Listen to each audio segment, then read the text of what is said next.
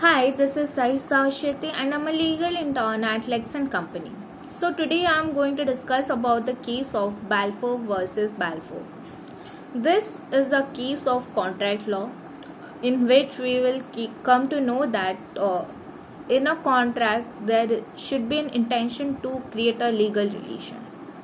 The very purpose of contract law is to create certain legal relationship between the parties.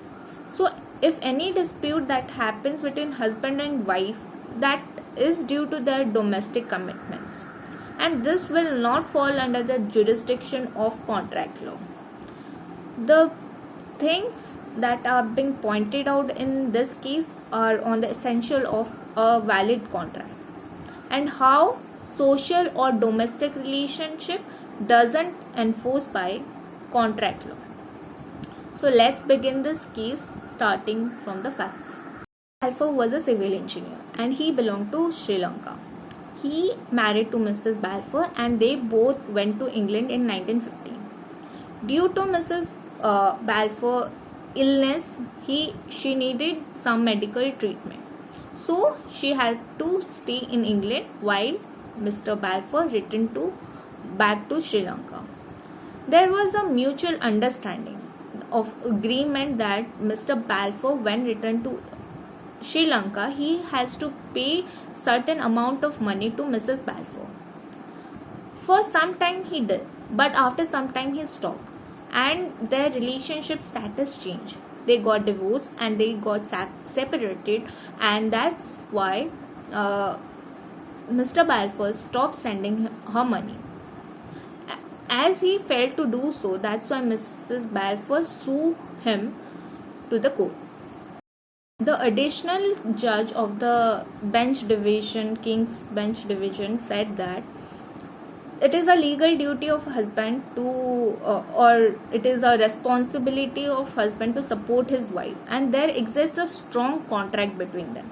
So this contract of paying a certain amount of money to Mrs. Balfour is a valid contract.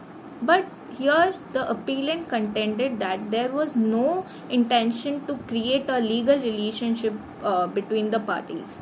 Like Mr. Balfour didn't intended to create any legal relation with his wife through this agreement. But the respondent said that yes, they have entered into a valid agreement where he promised to pay certain amount of money.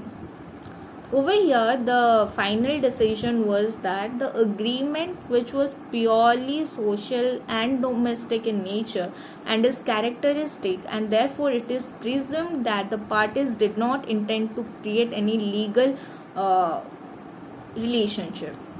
So the relationship between a husband and a wife is very domestic in nature, and this doesn't form any legal intent to go into any agreement.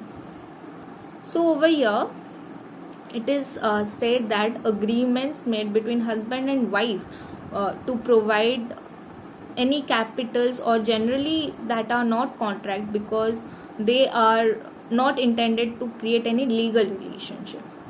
That's why over here the court said that this is not a case of a valid contract, because the very essential, that is to create legal relation or legal contract, it is missing.